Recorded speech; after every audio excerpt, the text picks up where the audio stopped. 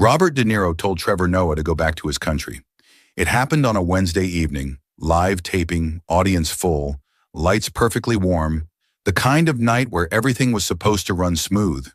Two professionals meeting at the apex of late-night calm, one legend, one sharp-witted host, no alarms, just entertainment. De Niro came out in a tailored dark jacket, expression unreadable, half smiling, the way he always does when he knows cameras are watching, but his thoughts are already somewhere else. Trevor greeted him with that familiar mix of charm and slight mischief, clearly excited to have him on. They exchanged the usual pleasantries. The crowd clapped, a few chuckles here and there, but then somewhere midway into their sit-down, after the opening banter faded and the interview dug a bit deeper, Trevor casually asked, "Where exactly were you born, Robert?" It was a harmless question, or so it seemed, the kind of question he asked dozens of guests before, just a springboard into a funny childhood anecdote or some neighborhood memory. But De Niro's smile dropped just slightly, like something flicked off behind the eyes, and he leaned back, voice steady but flat. "That's not important." The audience stayed quiet, maybe thinking it was a setup for a joke. Trevor blinked, then smiled again, easing the tone. "I just like knowing where people come from." Adds context. That's when De Niro, with a shrug that felt too slow to be casual, said, "Well, I know where you come from, and honestly, I don't think you belong here." A strange silence filled the studio. Not shock, not laughter, just the sound of people trying to process if they heard what they thought they heard. Trevor didn't laugh. His eyes narrowed, not in anger, but confusion, as if maybe he misunderstood. "Sorry," he said, still keeping his composure. De Niro repeated it, clearer this time. "Go back to your country." No punchline, no smirk, no rescue from irony. Just words, old and heavy, dropped in the center of a space where they didn't belong. For a beat, Trevor didn't speak. His mouth opened slightly, then closed. He turned his head just enough to glance toward his producers in the shadows, then back at De Niro. "What did you just say?" he asked, more to confirm than confront. De Niro's face was unreadable, and now the crowd was holding their breath. Not out of offense yet, but disbelief. De Niro doubled down. "You heard me," he said. "You're good at what you do, but this isn't your place. You weren't born here. This isn't home for you." There was no laughter, no music cue, just the weight of the moment as Trevor sat back, stiff, hands clenched just slightly in his lap. He took a breath, glanced down, then up again, this time directly at De Niro. "You really want to do this here?" he asked. And that was the first moment it turned. The first hint that something bigger had just cracked open. De Niro didn't back off, but something in his expression shifted, as if he realized too late that the air in the room had changed and there was no way to rewind it. Trevor didn't raise his voice. He didn't stand up. But what followed was the kind of silence that builds into a story people remember years later. The kind of silence that comes right before something splits. The kind of silence where an audience collectively understands that whatever happens next, it's not going to be what they expected when they tuned in. Trevor stared at De Niro for a long second, a quiet, stunned pause hanging in the studio like the air had been vacuumed out. And for a moment he blinked twice and leaned slightly forward, unsure if this was some layered joke or obscure callback he had missed, trying to place it in a context that would make it make sense. Then asked slowly, cautiously, "Why would you say that?" His tone wasn't angry yet. It was more the voice of someone trying to rescue a moment before it tips over, someone hoping the other person would take it back, explain it away, say he meant something else, say it was sarcasm or tiredness or just a joke gone wrong. But De Niro didn't blink, didn't smile, just looked at him with an oddly calm stare and said, "Because that's where you come from. That's your place. That's your country. You don't belong here, Trevor." It wasn't loud, but it was sharp, and it landed with a kind of coldness that didn't need volume to burn. And that's when Trevor's expression changed. Not like he'd been insulted, but like he'd been blindsided. The kind of look you get when someone you respected, or at least understood, suddenly says something that unhooks the whole idea you had of them. He drew in a breath through his nose and looked down, just briefly, just to steady the emotion bubbling somewhere in his chest. and then looked up again, his voice lower now, serious. "You're talking about Africa, right?" he asked, not because he needed confirmation, but because he wanted to make De Niro hear it out loud. "That's what you mean?" De Niro didn't nod, didn't deny it. He just sat there with that same half-chiseled stillness he wore in so many of his films, as if this was a role he'd decided to step into. But this wasn't a movie, and Trevor Noah wasn't reading from a script. "What are you allowing yourself to say to me right now?" Trevor continued, voice still level but gaining a blade underneath it, his hands now folded on the desk, not with calm, but with control, the kind you hold on to when your whole body wants to stand up and walk away. The audience had gone completely quiet. Phones were filming now discreetly, red lights blinking from the dark corners of the crowd. "You think I'm not American enough for you? You think because I was born somewhere else I can't belong here?" he asked, not rhetorical but challenging. And De Niro, instead of backing down, leaned forward just slightly, his voice now edged with a gruff insistence that made it clear he wasn't trying to be diplomatic anymore. "I can say whatever the hell I want," he said. "That's the beauty of this country. And if I think something, I'll say it. If it bothers you, maybe you're in the wrong place. Maybe it's you who should stay quiet." The words hit the table between them like stones.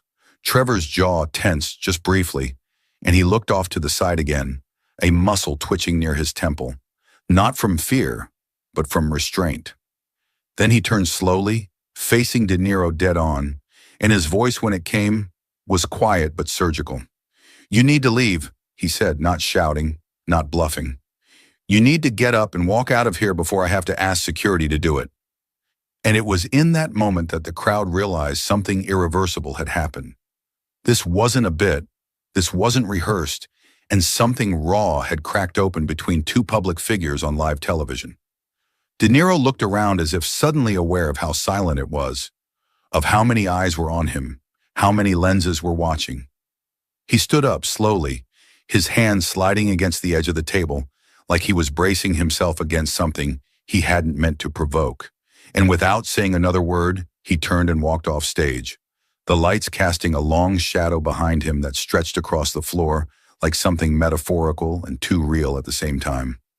Trevor sat still, not looking after him, but down at the cards on his desk, his fingers pressing them together. As the control room scrambled to cut to a commercial, the audience stunned and stiff. What had just happened wasn't planned, wasn't expected, and whatever came next, the press, the reactions, the edited clips, it wouldn't undo the fact that, for the first time in his show's history, Trevor Noah had asked someone to leave, not because of a scandal or a joke gone wrong, but because a line had been crossed in the quietest, most dangerous way, with full intent and no apology. But there was something else behind Trevor's eyes now, something unsaid, something not done yet, and as he finally looked up again, directly into the camera, something in his stare told everyone watching, "This story isn't over. Not yet. Wait, it's worth it." The next day, the internet was still burning with the clip, dissected in every possible frame and caption. And though the show had aired only hours ago, the fallout had already stretched far beyond anything either man could have expected. Opinion pieces, threads, think pieces, endless commentary from people who hadn't even seen it live. Just fragments, out-of-context quotes, guesses and heat. Trevor hadn't commented yet, hadn't posted anything, hadn't smiled for cameras that morning, just arrived at the studio quietly, earlier than usual, walking the long back hallway to his dressing room with the look of someone carrying something too complicated for one sentence. What people didn't see was that around noon, Robert De Niro showed up outside the building. No cameras, no entourage, just him in a plain jacket and dark cap, holding nothing but his phone and a look that was missing all of last night's armor. Security hesitated, unsure what to do, but Trevor had already been told, and without saying much, he nodded and asked them to let him in. What happened next didn't go live, wasn't recorded, wasn't posted, just a quiet moment in the hallway near the side of the stage, where the two men stood facing each other like two sides of a mirror that had shattered the night before. De Niro spoke first, not with an excuse, not with some PR-filtered apology, but something simpler, rawer, I don't know what happened yesterday, he said, voice gravelly, slower than usual. I had a bad day, something just broke in me, and I said things I didn't even realize I believed. Maybe I didn't even believe them. Maybe I just said them to hurt someone. I don't know, but it wasn't right. And I'm sorry. I really am. Trevor didn't say anything right away. He looked at him, really looked at him, like he was trying to measure the weight of the words, see if they were built on truth or just regret. And then, without any grand speech, he stepped forward and hugged him. Not a half hug, not a polite tap, but a full, tight, unscripted embrace. The kind you don't fake. The kind that says, okay, but let's not pretend it didn't happen. It wasn't clean, but it was real. They stood like that for a long moment before pulling apart. And then Trevor, finally smiling just a little, said, "Come on, let's talk. Somewhere without cameras." And so they left, not out the front, not past the press, but through a back door, walked 3 blocks to a quiet little restaurant that Trevor liked, sat at a small table near the window, and just talked. No notes, no handlers, no filters. About comedy, about growing up, about what gets under your skin without you realizing it, about how even legends can get it wrong, about how forgiveness doesn't erase what happened, but it does let you move. Later that evening, the studio was quiet, but they returned together, walked side by side through the same hallway that had felt cold just hours before. This time, Trevor asked the team to let them go live for a few minutes. Not a segment, not a stunt. Just a short, unplanned moment before the scheduled rerun. When they stepped back onto that stage, it was without applause, just presence. De Niro stood there, no makeup, no performance, and faced the cameras with the same calm tone he once used to play the men people feared. "Last night," he said, "I said something that shouldn't have been said. And I want to say this in front of whoever needs to hear it. Trevor Noah is not only one of the most talented comedians and hosts I've ever met, he's also one of the most patient, thoughtful, and strong people I've stood across from. I disrespected him, and I own that, and I respect him deeply." Trevor didn't add much, just nodded, said thank you, and added, "It's easy to break something in a second, harder to fix it in front of people. That's what makes this moment matter." They didn't linger. They didn't milk it, just left the stage together quietly, the room holding that weighty calm that sometimes follows storms. But there was something in the way they walked, side by side now, that hinted this wasn't just an ending. It was the start of something better. Wait, it's worth it.